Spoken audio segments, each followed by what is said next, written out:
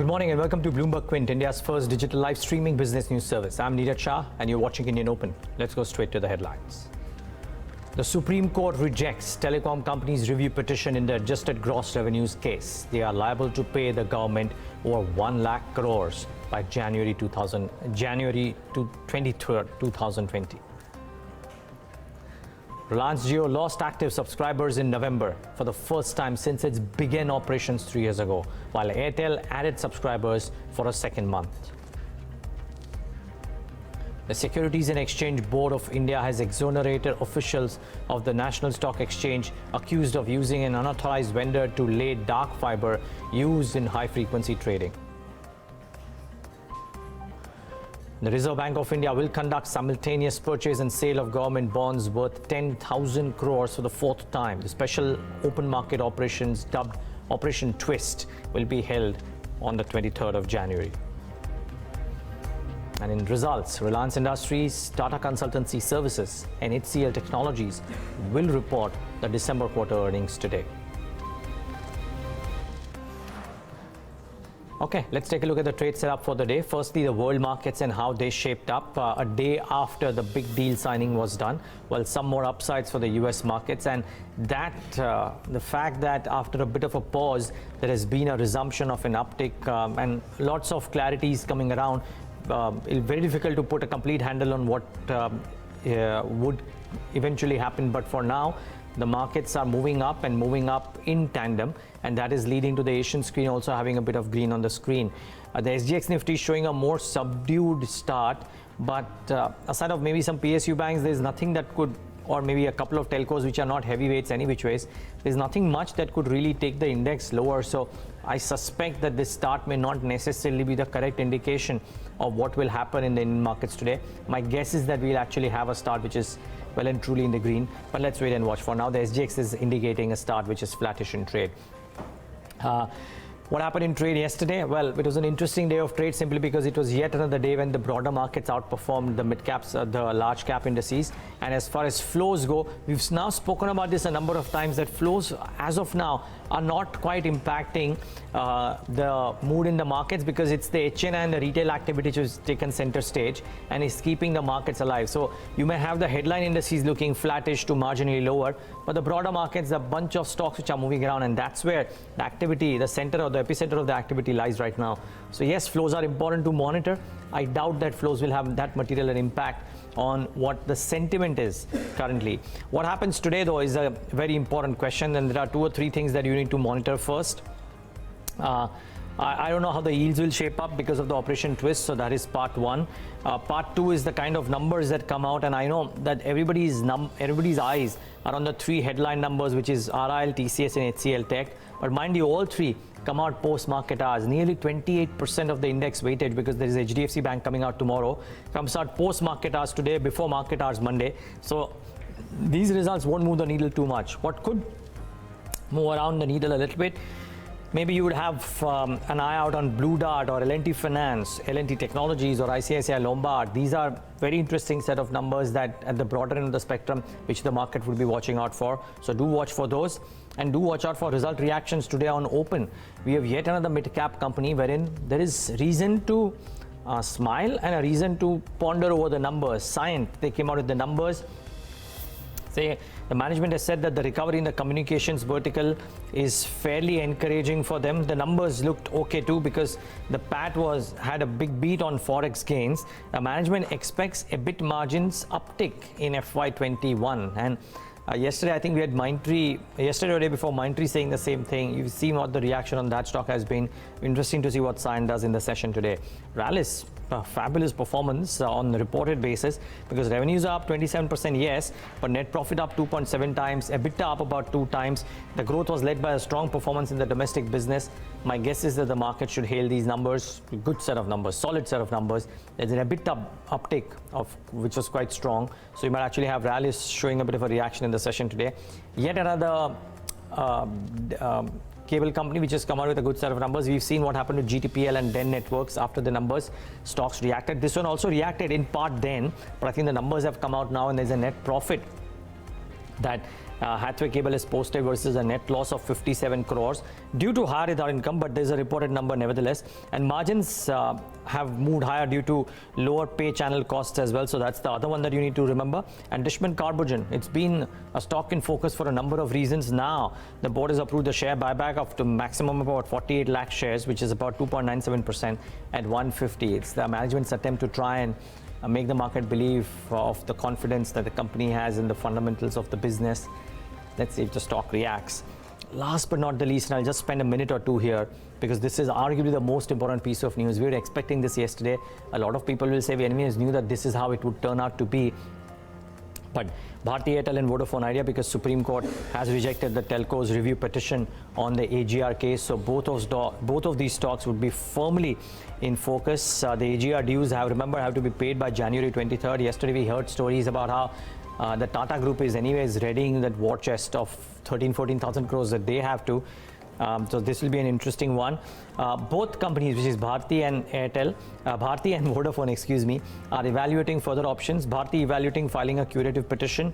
Vodafone is exploring other options, including filing a curative petition. So keep in mind that. But the larger point out here to be discussed, and I think we'll discuss it through the show today. We have a number of discussions around this because this is a very important development. But through the show today, I think what we'll try and discuss are 2 or 3 things. One, is the situation going to be so bad that Vodafone Idea will fold up? And if that is indeed the case, the impact on Bharti Infratel today and the impact on Bharti Airtel, because while this is a negative, on a net basis, if indeed it moves towards a duopoly structure, then Bharti Airtel might actually benefit. So that is part one that you got to monitor. Part two is, will the government come in and exercise other options which can act as a helping hand? I mean, all of it speculation, but this has impact on multiple grounds, right? If one premier company which has got a global partner ceases to have operations, so maybe the government comes out, gives some relief on the principal amount or the penalty, maybe not the interest, maybe a moratorium on the way the payment has to be made. All of those things would be important to monitor. So yes, the first reaction on all of these stocks likely to be negative today. I don't know about Bharti Airtel though, because that might still, the market in its wisdom might still believe that maybe we are moving towards a duopoly structure and therefore Airtel does well.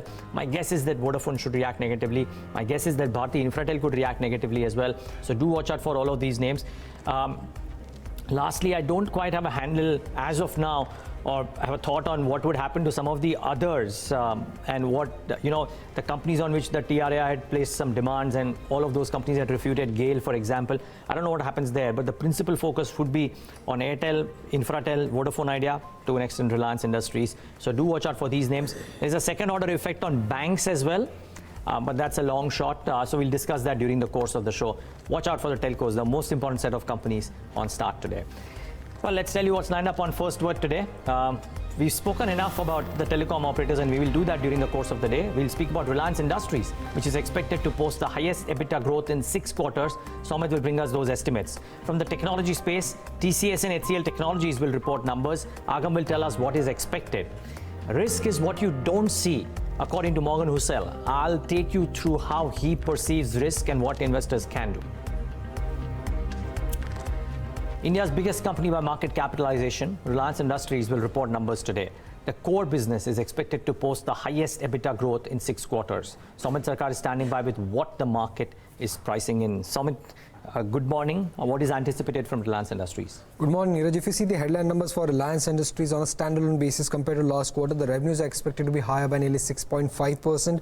EBITDA is expected to see a jump of nearly 7%, which will be the highest growth in the last 6 quarters. Margins are expected to come in flat at around 15.7%, while the net profit is also expected to remain flat at close to 9,700 crore rupees. Now, the gross refining margin, that is the key number for Reliance Industries, that is expected to be marginally higher at $9.5 per barrel. Now, if you see the Singapore gross refining margin, now that averaged at around $1.7 per barrel versus $6.5 per barrel in the last quarter. That is the second quarter of financial year 2020. Now, because of this, Reliance Industries gross refining margins premium to the Singapore gross refining margin, now that is expected to rise to nearly $7.8 per barrel, which is the highest in at least the last 12 years. Now, why is that happening? Because the benchmark has a high exposure to fuel oil, the margins of which were negative in the third quarter. quarter, as against Reliance Industries, which does not produce fuel oil. So that's the reason the the premium expansion is coming in for Reliance Industries in the third quarter of financial year 2020. Now the refining EBIT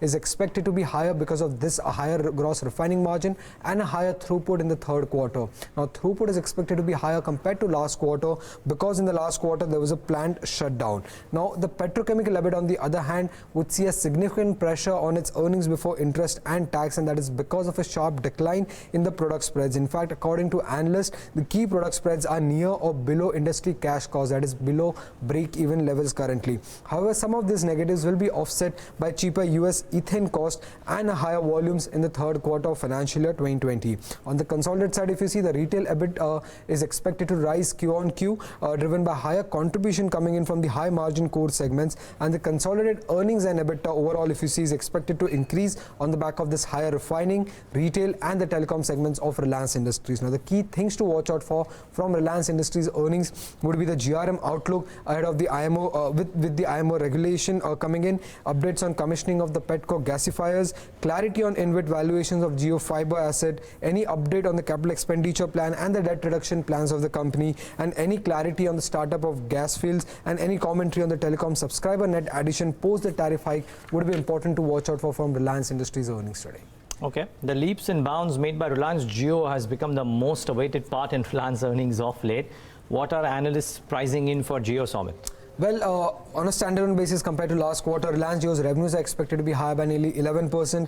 Ebitda is expected to increase by 16%.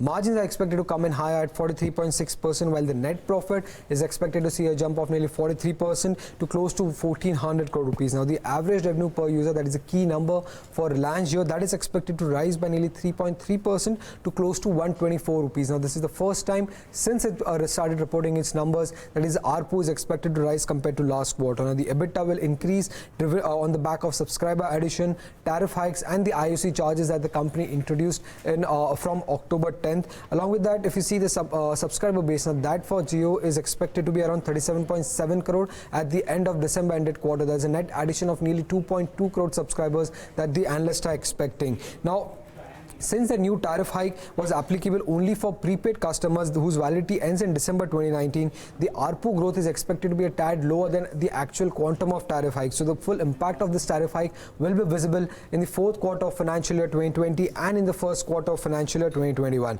Now, analysts are also not expecting a big negative impact on the EBITDA margins due to Giga Fiber launch, because the cost on this side could be further capitalized according to what the analysts are expecting. Now, the key things to watch out for from Reliance Jio earnings would include the update on JioPhone subscribers. Along with that, any commentary on tariff changes, signs of decline in capital expenditure intensity, the increase in cost structure that is happening due to commercial rollout of Giga Fiber, any commentary related to the rollout of Giga Fiber would be important to watch out for from Reliance Jio earnings today. Okay, we will watch out for Reliance Industries post-market hours today, though I must say Reliance and Jio are in news for a lot of other reasons as well, Somit, which we'll discuss later on. The telecom subscriber data that has come out, plus of course what I saw in a lengthy fashion spoke about the TRI verdict, which might maybe have some impact on Reliance Industries too. Let's wait and watch. But Somit, thanks so much for putting all of that into perspective. If Reliance is one big one that is coming out with numbers, well, there are other two which are coming out with numbers from the IT side as well. TCS is likely to report a growth in its top line due to a large deal win. Margins too are likely to see an expansion on a sequential basis. Agam is here to take us through first what the street is pricing in for TCS. Morning, Agam. More of the same? Yeah, absolutely more of the same. No fireworks expected. Relatively steady, quarter to come through, and this is of course provided that we consider that this is a quarter which has been laid out because of furloughs from clients, and that may impact the earnings. In terms of the dollar revenue growth, we're likely to see an uptick around 1.5%. This is of course according to the BloombergQuint poll. But as far as your Bloomberg estimates go, that is a consensus. In rupee terms, you're expecting about a 2.2% growth. Your EBIT could rise by around 4.3%, which is why margins could likely see about a 50 basis points expansion to around 24.5%. and net profits are expected to rise around nearly 2% on a sequential basis. Now, among the factors that will come into play is, of course, the mega deal that they signed with Phoenix Group, and that is something that will come into play and aid the top line. Besides that, we're looking at total contract wins, which are estimated to be at around $2 billion. Not the highest that TCS has seen, but a strong number all the same. So we must consider that, and that will be a part of what the top line may be part of. Of course, there will be a little bit of slowdown as far as the BFS and the retail segment is concerned. But that said, again, it's a relatively small quarter because of furloughs, as I've already mentioned. Margins are expected to expand on account of weaker rupee, as well as lower selling and general and administration expenses. All in all, it may very well be a very steady quarter. We are watching out for, however, BFS as well as retail and the kind of demand that we have seen out there. We're also keeping in a track on client budgets. Gartner has already suggested that we are expecting a relatively stronger 2020 in terms of client spending. So naturally, we will start getting trends as far as TCS is concerned, and their clients and the kind of spending they are coming along with. And of course, outsourcing deals, given the kind of volatility that we can expect, given it is a presidential election year, but it will be a steady quarter all the same. Okay, so steady quarter for TCS. The other IT major, of course, is HCL Technologies. Again, remember, viewers, post-market hours today. But HCL is likely to maintain the growth momentum on account of IBM products acquisition. Agam, what about this one? The conversation at the start of the month was that out of the top four, HCL might show the strongest growth. At least one of the analysts told me so. Is that indeed the case as per the consensus? Oh yeah, I mean, it's evident in the guidance numbers itself, with such strong guidance, and they've upped their guidance as well in the previous quarter.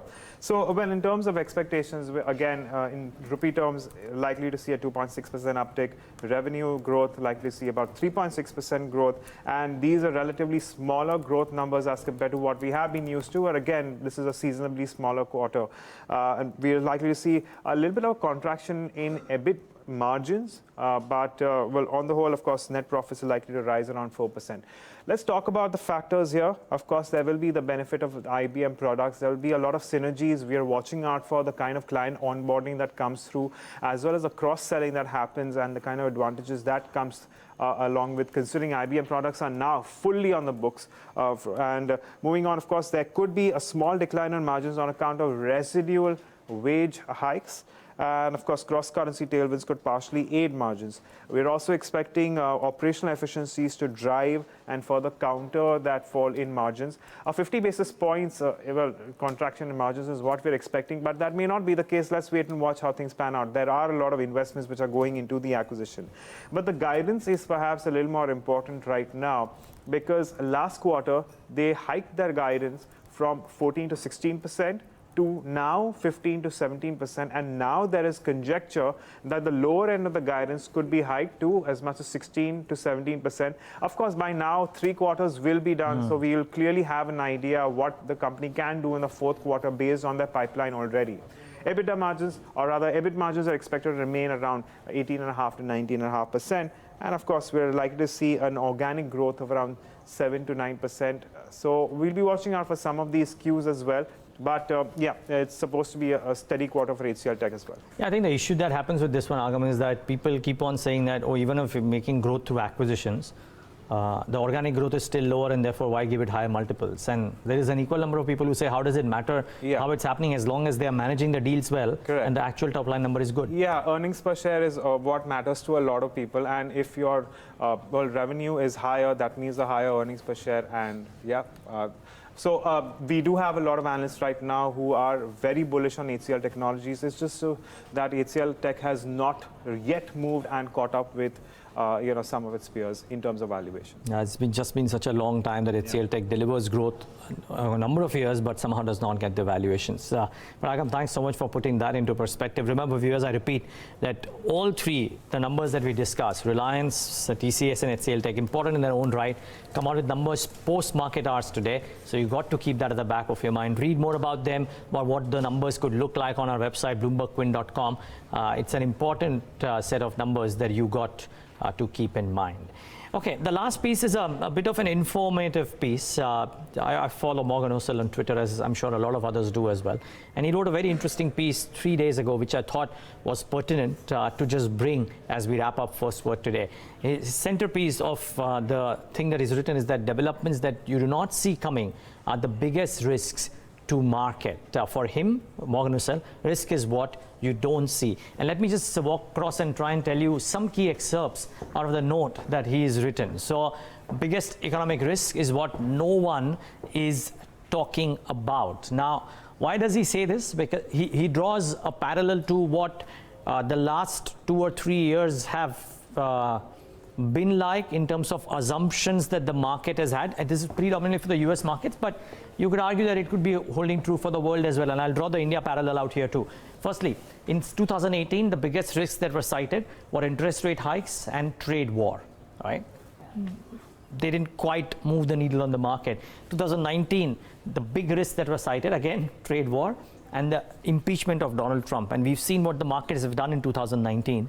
So these risks haven't really bothered the market too much. Maybe intraday or on a weekly basis, the markets may have corrected, but not otherwise. And that's what he's saying, that in 2020 as well, trade war and the impact thereof is being cited as the biggest risk and elections as the other one. And according to him, since trade war has stayed as a constant, maybe the inference that I'm drawing from that piece is that maybe that is not a risk that will move the needle on the markets too much. Maybe elections won't either, because everybody's already baking in for the elections. So the risk might actually come in from something that is totally unexpected. And that is something that you got to keep in mind. Now, why is he saying that the trade war may not be the biggest risk? Also because the market is likely prepared for it.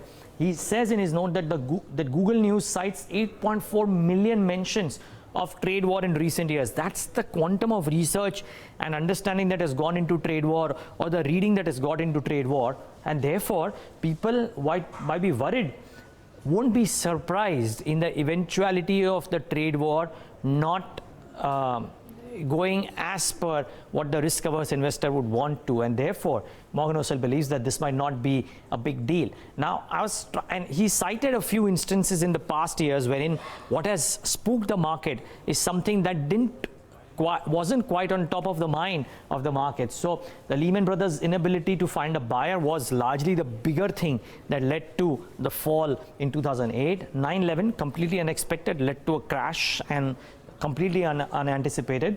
Iraq invading Kuwait or the 1973 OPEC embargo are all unexpected events. Now, I'm trying to draw a parallel to what happened in India in the last short period, say maybe 2.5, 3 years, and let's try and see.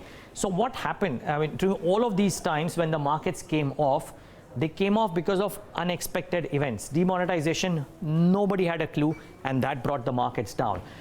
Budget 2018 and the reclassification and the introduction of tax, I don't think too many people anticipated this, and which is why that disappointment led to the markets coming off.